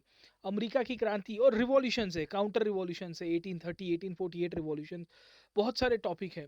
थीमेटिक क्वेश्चंस है, पर्सनालिटी बेस्ड क्वेश्चंस आते हैं। लेंदी है एक बार पढ़ने में, क्योंकि इतिहास है, स्टोरीज है, स्टोरी की line, theme, opinion, individual leadership, सबके ऊपर क्वेश्चन आएंगे। राम मोहन रॉय सक्सेसफुल क्यों नहीं हो पाए? क्योंकि आप देखोगे इनकी ब्रह्म समाज की मेंबरशिप कितनी थी, इन मीन और 3.5 लोग, मतलब बहुत लिमिटेड लोग थे। अब आपको उस समय की सामाजिक और आर्थिक परिस्थिति पता होनी चाहिए, सोशियो इकोनॉमिक कंडीशंस, कि people were not literate, his ideas remain to the elite class only. Why elite class only? क्योंकि it was western educated class. तो this are all the concerns with that. Okay, वो कैसे nationalism के साथ linkup कर पाते हो, press का क्या रोल प्ले रहा है इसमें भी. जैसे सौरभ सर ने बताया है कि एग्रीकल्चर में कीवर्ड से क्वेश्चन आता है, वैसे ही यहाँ स्ट्रेट फॉरवर्ड कीवर्ड से क्वेश्चन आता है, ट्विस्ट करके पूछता है, पर कीवर्ड्स का मीनिंग वो रहता है. तो अगर आप सिलेबस को एनालिसिस कर पाए, हिस्ट्री के जीएस के क्वेश्चंस को समझ पाए, और साथों साथ अगर आप हिस्ट्री के जीएस के सब्जेक्ट के अंदर इंटरेस्ट ले पा रहे हो, तो मैं आपको वेलकम करूंगा कि आप हमारे ऑप्शनल्स के अंदर जुड़िए. मैं हिस्ट्री ऑप्शनल करवाता हूँ. Already I have completed a batch. It takes around 400-500 hours. Definitely it takes around time as well. 6-8 महीना मैं लगा भी देता हूँ, बट क्योंकि एक ही साल करना है, मेरा मानना है रच के करना है. ऐसा करेंगे कि आधी रात को नींद से उठाए तो पट पट पट पट पट पट पट कर आपकी पेन, आपका दिमाग और आपकी ज़बान चले, सब कुछ चलना चाहिए. अगर कोई पूछ रहा है तो आंसर दे पाए, हाथ और दिमाग का कोऑर्डिनेशन हो गया हो, सटाक से आंसर लिखना शुरू कर दे. जब तक ये ऑप्शनल के अंदर आप नहीं करेंगे, तब तक आपको बहुत नुकसान होगा. Ultimately you are wasting your attempt, and I am saying you are wasting very precious years of life. So my friends, make a very wise decision while choosing optionals. Don't go where the people will decide or your friends will decide or whatever xyz toppers will say. You see all these criterias. We at an academy are launching new optionals after the prelims, मतलब अभी हम लोग शुरू कर रहे हैं. Saurabh sir is coming with agriculture optional, Sumit sir is coming with geography optional, I am starting history optional very soon along with the top educators of an academy. और multiple languages में, हिंदी में भी है, इंग्लिश में भी है और बायलिंगुअल क्लासेस में भी है. तो मैं आपसे फिर से वेलकम करूंगा. कंक्लूडिंग नोट्स में सर आप कुछ कहना चाहेंगे सर? सर थोड़ा एक बार हिस्ट्री का पेपर 1 और पेपर 2 का थोड़ा डिफरेंस बता दीजिए, क्या क्या अप्रोच रहता है? हाँ, पेपर 1 पेपर 2 का अप्रोच सर हिस्टोग्राफी में एक ही ट्रेंड में है. पेपर 1 में क्या चीज़ें रहती है? पेपर 1 में एंशिएंट और मिडिवल इंडिया आता है, उसमें पेपर 1 में मैपिंग आती है, लोकेशंस आती है. पेपर 1 मैं कहूँगा उसमें एंशिएंट टफ आता है, मिडिवल स्ट्रेट फॉरवर्ड आता है. मिडिवल में जैसे मुगल्स के बारे में आपको पूछा जाएगा कि मुगल्स की एजुकेशन पॉलिसी के बारे में बताइए. अभी इस बार प्रीलिम्स के अंदर मंगोल इन्वेजन के ऊपर क्वेश्चन था 2021 की 22 की प्रीलिम्स में, अभी अलाउद्दीन खिलजी के समय पे. तो खिलजी ने कैसे मंगोलों को रिपील किया, मुगल्स की फॉरेन पॉलिसी, दिल्ली सल्तनत की फॉरेन पॉलिसी. तो जो चीज़ आप जीएस में अभी पढ़ रहे हो प्रीलिम्स के सेंट्रिक, उसी का ही एनालिसिस आपको करना होता है. पेपर 2 के अंदर इंडियन नेशनल मूवमेंट या मॉडर्न हिस्ट्री, मैंने आपको बताया मॉडर्न इंडिया और वर्ल्ड हिस्ट्री. इसमें एक पोस्ट इंडिपेंडेंस भी आ गया है, मतलब आपका जीएस का पेपर 1 पूरा कंप्लीट हो जाएगा, क्योंकि पोस्ट इंडिपेंडेंस इंडिया अप्रैल 1964 तक पूछता है. उसमें वल्लभ भाई पटेल का role, India as a nation में क्या क्या प्रॉब्लम्स है कंसोलिडेशन के अंदर, जो एज इट इज सिलेबस है ऑलमोस्ट वैसा का वैसा ही है, पर डेप्थ थोड़ी बदल जाती है. फॉरेन पॉलिसी के ऊपर आया है, नाम के ऊपर आया है. वर्ल्ड हिस्ट्री आप देखेंगे अभी, जैसे नाटो बहुत न्यूज़ में, NATO is part of the world history syllabus. European union अभी न्यूज़ में है, यूक्रेन को उसको लेके इशू हुआ रशिया वाला, तो वो भी इसी का ही पार्ट है. उसको लेके कैसे शुरुआत हुई, is UN a failed organisation, United Nation is part of the world history syllabus. आप देखिए यूएन रिफॉर्म्स जो आईआर में आप पढ़ते हैं वो भी वर्ल्ड हिस्ट्री के अंदर है. तो बहुत सारी थीम है जो वर्ल्ड हिस्ट्री का पार्ट है, मतलब पेपर 1 पेपर 2 के अंदर. What I do is sir कि इसके लिए एक अलग से सेशन लेके आऊँगा सिलेबस प्रिपरेशन के लिए डेफिनेटली. कंक्लूडिंग नोट्स में सर आप कुछ कहना चाहेंगे सर? कंक्लूडिंग नोट्स यही है सर कि ऑप्शनल जो है, कई बार इस पे पहले भी डिबेट हुआ है कि ऑप्शनल का सिलेक्शन बेसिकली कैसे करें क्या. तो ये जो सारे पॉइंट्स सर ने बताए हैं, जो हमने डिस्कस किए, इनको ध्यान रखें. और सबसे बड़ी जो बात मैं बोलने वाला हूँ कि किसी की यार ओपिनियन से आप अपने आप को इन्फ्लुएंस मत करो. इन सारे जो हमने बताए हैं कॉज एंड कॉन्सिक्वेंसेस, इनको देखो, बैठो, एनालाइज करो और खुद से इतनी क्षमता रखो कि आप डिसाइड कर पाओ. आज आप ऑप्शनल डिसाइड नहीं कर पा रहे, कल यार एक डिस्ट्रिक्ट आपके अंडर में होगा तो कैसे डिसाइड कर पाओगे. तो अपने आप को इतना इक्विप करो. मतलब आप ये मत निकलवाओ कि बस एक बार प्रतीक सर के मुंह से निकलवा लेते हैं कि ज्योग्राफी हिस्ट्री बहुत अच्छा है यार ले लो, सुमित सर के मुंह से निकलवा लेते हैं कि सर ज्योग्राफी हम ज्योग्राफी बड़ा अच्छा है ज्योग्राफी ले लो. नहीं यार, आप अपने लिए ना खुद डिसाइड करो, अपने भाग्य विधाता खुद बनो. और ये वो सब्जेक्ट है, जैसा हमने अभी भी बात किया कि ये वो गर्लफ्रेंड वाला चक्कर नहीं है, ये शादी हो रही है. तो एक बार प्रॉपर से डिसाइड कर लो, क्योंकि फिर ज़िंदगी भर इसी के साथ रहना है. वो दल बदल वाला चक्कर मत रखना कि आज इधर बैठे हो और इधर आज इधर बैठे हो. नहीं तो यूपीएससी एंटी डिफेक्शन लगाएगी और आप बाहर हो जाओगे. उसके बाद ज़िंदगी भर ना सिर्फ और सिर्फ पछतावा रहेगा. तो इस बात को ध्यान रखना दोस्तों. बाकी मेरे हिसाब से सारी चीज़ें हमने कवर कर ही ली. थैंक यू वेरी मच, आप लोग सेशन में हमारे साथ कनेक्ट हुए. Thank you very much. Thank you Pratik sir, thank you Saurabh sir. Saurabh sir कुछ? हाँ बस एक पॉइंट जो है वो आपको देखना चाहिए कि एक सारे जितने भी पॉइंट्स हमने डिस्कस किए जो साइंटिफिक एनालिसिस है 15-20 दिन का टाइम आप ज़रूर से दो 15-20 डेज का टाइम देख के और सारे सिलेबस को सब्जेक्ट्स को थोड़ा मार्क करते हुए और ग्रुप बना लो 3-4-5 जो भी ऑप्शनल है बात करो टीचर्स से भी लास्ट ईयर के पेपर्स को देखो और एक बार डिसाइड फिर आप कर सकते हो 15-20 डेज आपको देना चाहिए और कुछ ऑप्शनल की क्लासेस चाहो तो अटेंड कर सकते हो 1-2 ऑप्शनल की क्लासेस और उसमें ये देखो कि पूरा जो सिलेबस है वो पूरा कवर होता है कि नहीं ऐसा नहीं कि एक पार्ट कवर हो रहा है और फिर दूसरा पार्ट कवर ही नहीं हो रहा है ये सब चीज़ों को देखते हुए और फिर आप अपना जो ऑप्शनल उसको चूज़ कर सकते हो क्योंकि ऑप्शनल बहुत ज़्यादा मतलब एक बहुत ज़्यादा इंपॉर्टेंट रोल आपका जो है वो प्ले करता है सर थोड़ा कुछ पॉइंट्स जैसे कि सौरभ सर ने बताया, आप क्लासेस अटेंड करिए। डिस्क्रिप्शन बॉक्स में लिंक्स अवेलेबल हैं हमारे प्रोफाइल्स की, उसमें हम लोग ने स्पेशल क्लासेस लिए हुए हैं। ऑप्शनल का कार्निवल हम लोग लॉन्च कर रहे हैं, जहां अनअकैडमी के टॉप ऑप्शनल के एजुकेटर्स अपने अपने ऑप्शनल लेके आ रहे हैं। एंथ्रोपोलॉजी ऑप्शनल है, political science, PSIR international relations है, फिलोसफी है, we have got multiple optionals. उन सबको अटेंड करिए and then you make up your mind. Till then, let's crack it.